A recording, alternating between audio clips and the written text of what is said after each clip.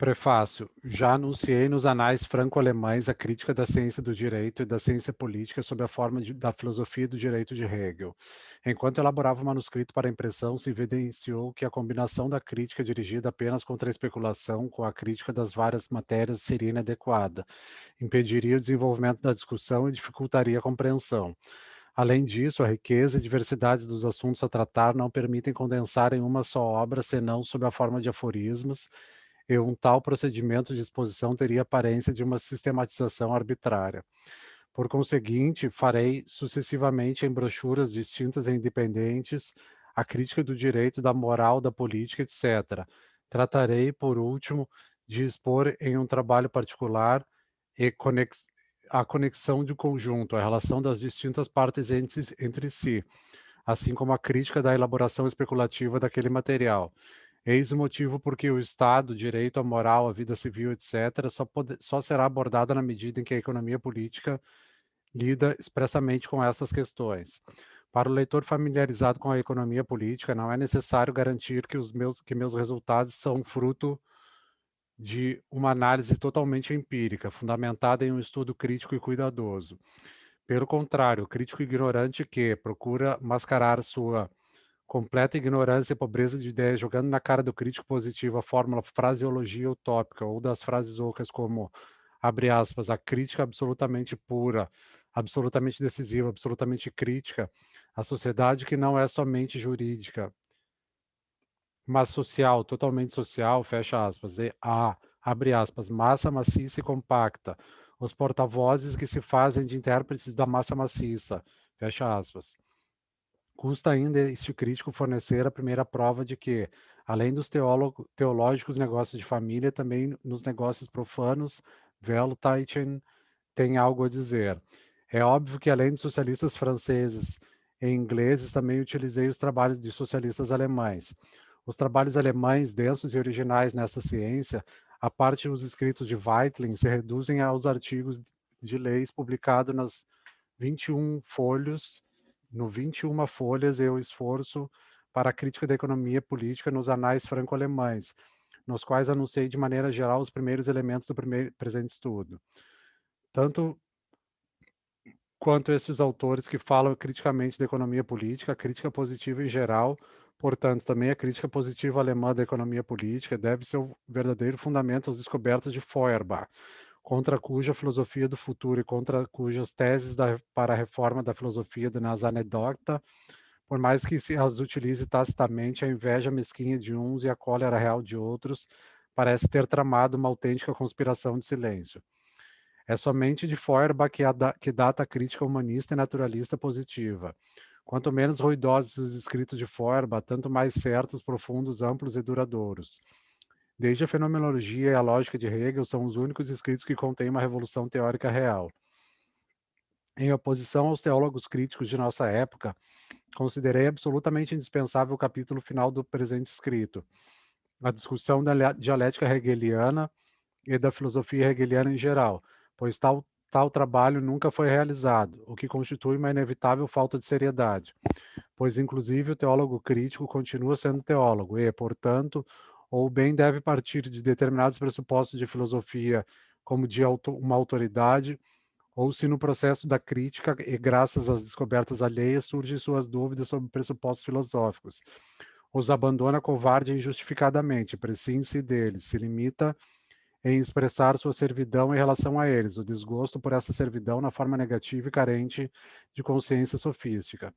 Não exprime senão uma maneira negativa e privada de consciência, seja porque ele renova constantemente a segurança da pureza da própria crítica, seja porque, a fim de desviar os olhos do observador e seu próprio olho do necessário acerto de contas da crítica com sua origem, a dialética de Hegel e a filosofia alemã em geral, esta necessidade da crítica moderna de se elevar acima de sua própria limitação e de sua natureza primitiva, busca acima de tudo dar a ilusão que fora dela a crítica não tem mais ocupações que com uma forma limitada crítica a do século XVIII ao espírito limitado da massa.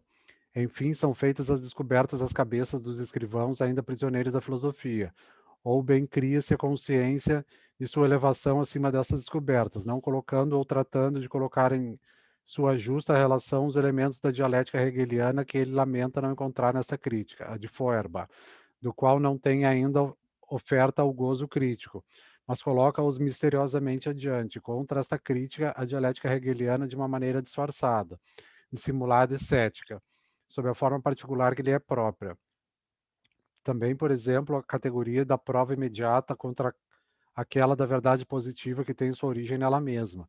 O crítico teológico encontra-se com efeito naturalmente ao lado da filosofia.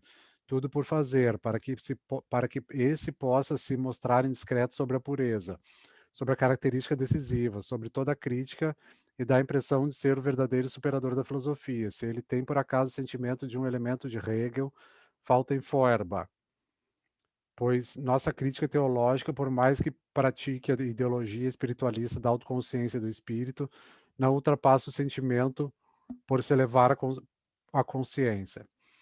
Vista mais de perto, a crítica teológica, que no início do movimento era um verdadeiro momento de progresso, não é, em última análise, outra coisa senão o ponto e a consequência lógica levadas até a sua caricatura teológica da velha transcendência filosófica e, em particular, a de Hegel.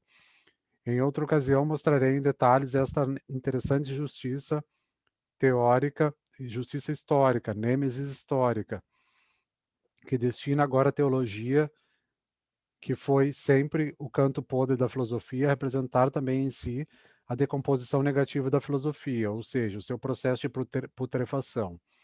Por outro lado, na medida em que as descobertas de Feuerbach sobre a essência da filosofia tornam sempre necessário, ao menos para servir de prova, uma explicitação crítica com a dialética filosófica, isto é, da alçada desta exposição.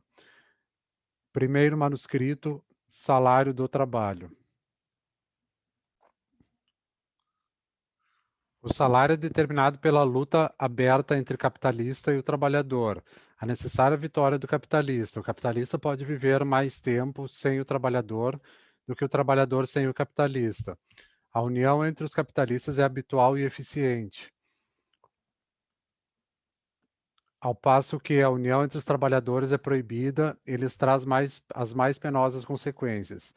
Além disso, o proprietário fundiário e o capitalista podem completar seus rendimentos com os lucros da indústria, ao passo que o trabalhador não tem renda da terra nem juros sobre o capital para somar ao seu salário industrial. Daí a intensidade da concorrência entre os trabalhadores. Por conseguinte, só para os trabalhadores é que a separação do capital, da propriedade fundiária, do trabalho constitui uma separação necessária, vital e perniciosa.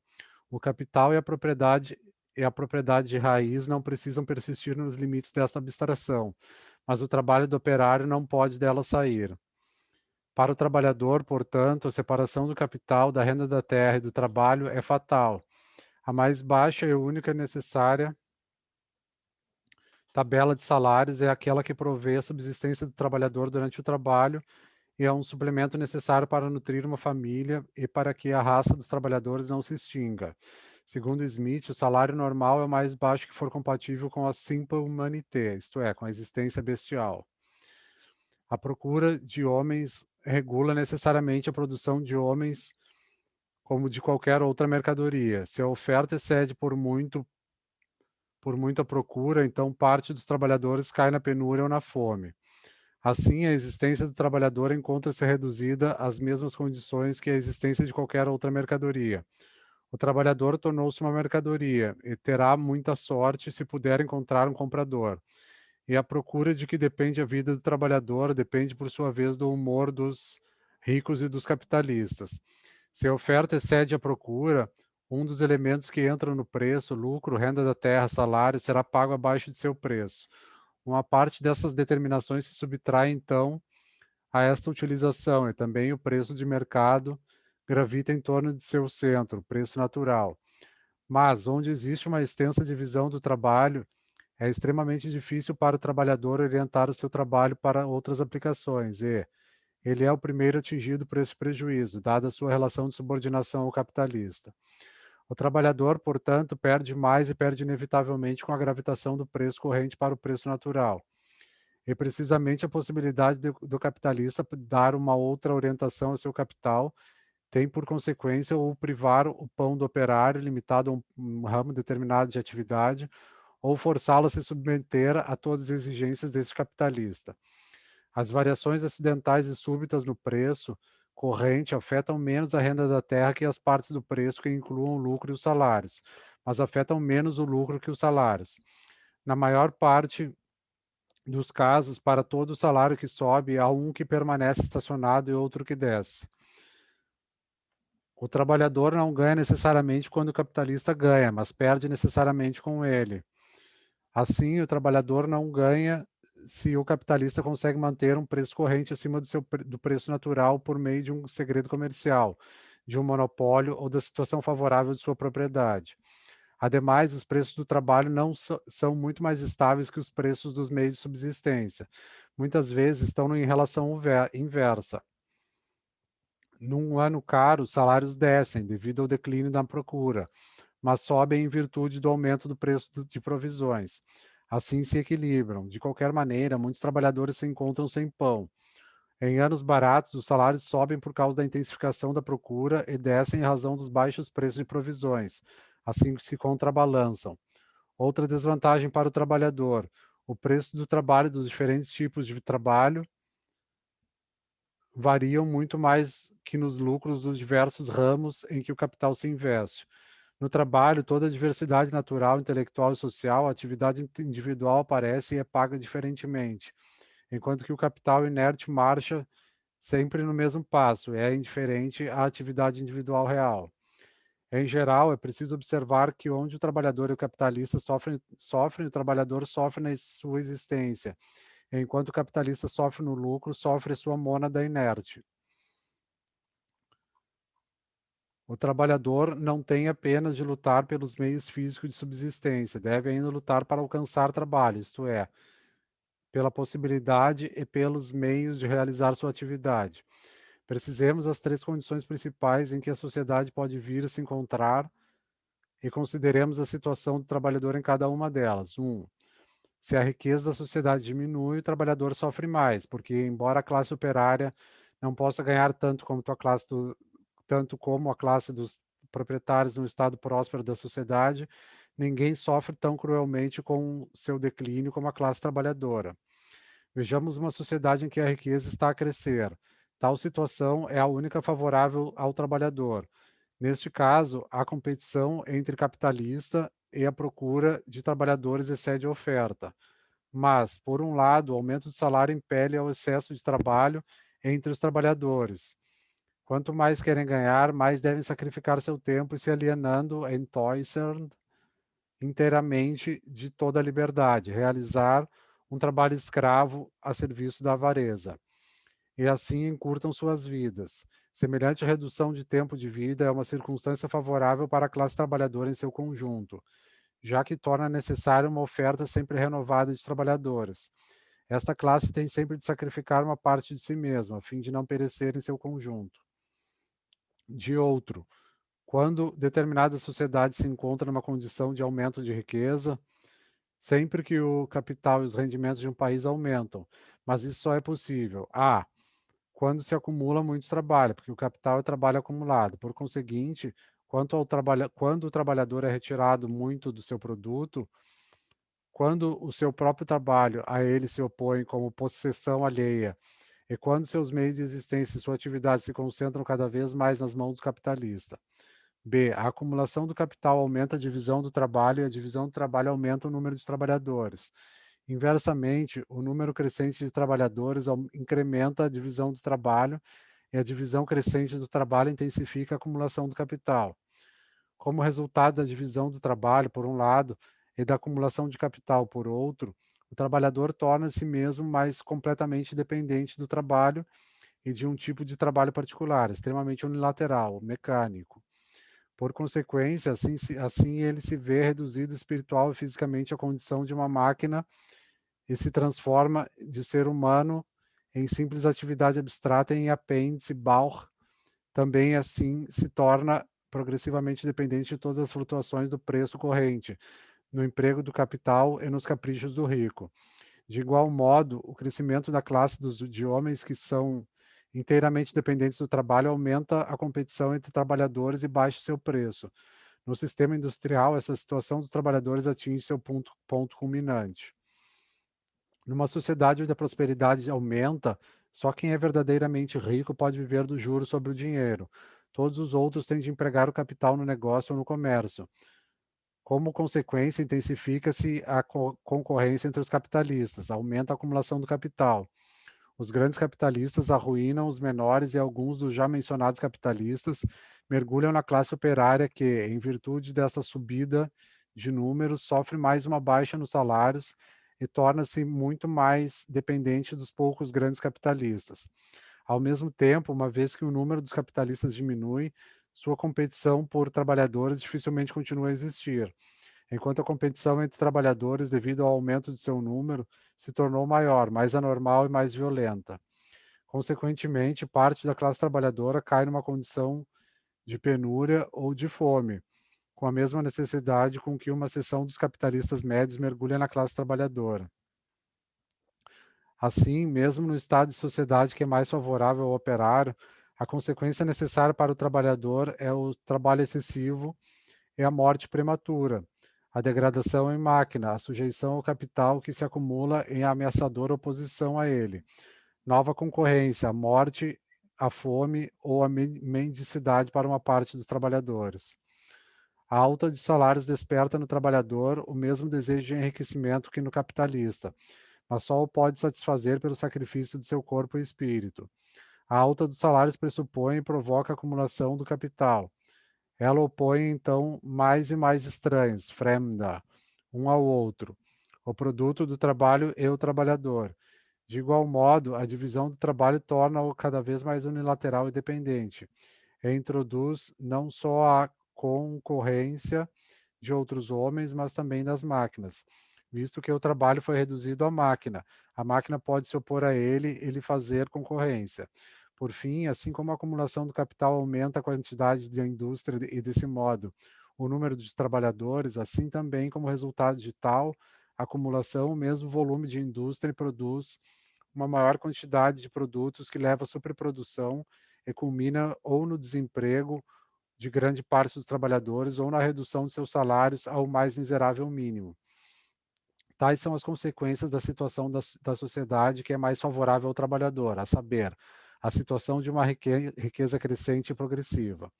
Mas, por fim, esta situação de crescimento atinge a culminação. Qual é, então, a condição do trabalhador? 3.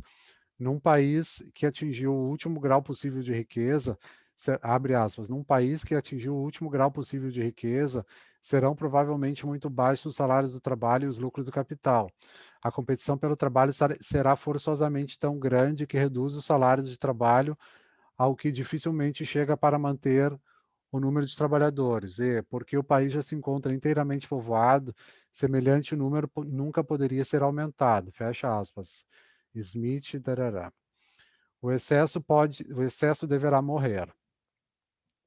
Por conseguinte, numa situação decrescente de sociedade, miséria progressiva do trabalhador, numa situação em expansão, miséria complicada, e na situação final, miséria estacionária. Contudo, visto que, segundo Smith, abre aspas, uma sociedade em que a maioria sofre e não é feliz, fecha aspas, e já que a mais próspera situação da sociedade origina o sofrimento da maioria, então o sistema econômico em geral, uma sociedade de interesses privados, conduz a essa situação muito próspera.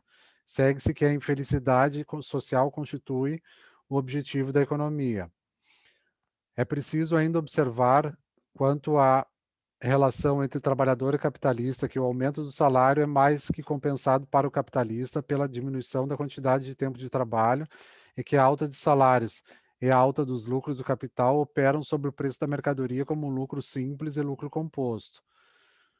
Adotemos agora inteiramente o ponto de vista do economista e comparemos nos seus termos as reivindicações teóricas e práticas dos trabalhadores. Afirma-nos que ele, originalmente e em princípio, todo o produto do trabalho pertence ao trabalhador. mas imediatamente acrescenta que, na realidade, o trabalhador recebe apenas a parte mínima e absolutamente indispensável do produto, precisamente tanto quanto necessita para existir como trabalhador, não como homem, e para gerar a classe escravizada dos trabalhadores, não a humanidade.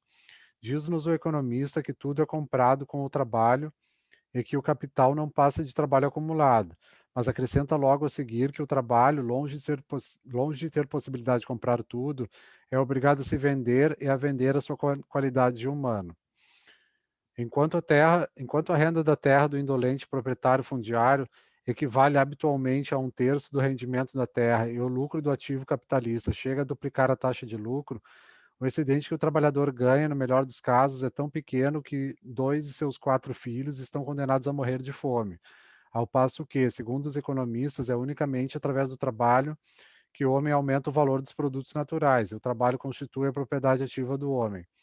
Além disso, de acordo com a mesma economia política, o proprietário de terras e o capitalista, que enquanto tais são apenas deuses privilegiados e ociosos, em toda parte estão acima do trabalhador e lhe impõem leis. Enquanto, segundo economistas, o trabalho é o único preço imutável das coisas, no entanto, nada mais é mais fortuito e nem está sujeito a maiores flutuações do que o preço do trabalho. Enquanto a divisão do trabalho aumenta o poder produtivo do trabalho e a riqueza e o requinte da sociedade, empobrece o trabalhador e o transforma em máquina. Enquanto o trabalho fomente a acumulação do capital e, deste modo, a crescente prosperidade da sociedade, torna o trabalhador cada vez mais dependente do capitalista, o expõe a maior concorrência e o arrasta para a corrida da superprodução seguida pelo marasmo igualmente profundo. Enquanto, segundo os economistas, o interesse do trabalhador nunca se opõe ao interesse da sociedade, a sociedade é sempre necessariamente antagônica ao interesse do trabalhador. Segundo os economistas, o interesse do trabalhador nunca se opõe ao da sociedade, porque a subida de salários é mais compensada pela redução do tempo de trabalho com as outras consequências discutidas acima, e porque, em relação à sociedade, a totalidade do produto bruto é produto líquido, e produto líquido só tem significado para o indivíduo privado. Mas o trabalho em si, não só nas condições atuais, mas em geral, enquanto sua finalidade é simplesmente o incremento da riqueza, afirmo que o trabalho em si é novo, é nocivo e funesto, e é o que se deduz, sem que o economista o perceba. Ai, ai, ai.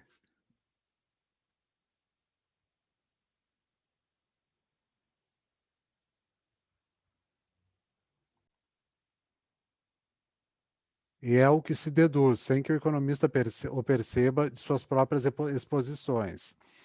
De acordo com o seu conceito, a renda e o lucro são descontos que os salários têm de suportar. Na realidade, porém, os salários constituem um desconto que a terra e o capital permitem ao trabalhador, uma concessão feita pelo produto de trabalho ao trabalhador, ao trabalho. Numa situação decrescente da sociedade, o trabalhador sofre mais. O peso particular de sua opressão deve-se à sua situação como trabalhador, mas a opressão, em geral, é devida à condição da sociedade. Na situação progressiva da sociedade, no entanto, o declínio e o empobrecimento do trabalhador são o produto de seu trabalho e da riqueza por ele produzida. Por conseguinte, a miséria emerge espontaneamente da essência do trabalho atual.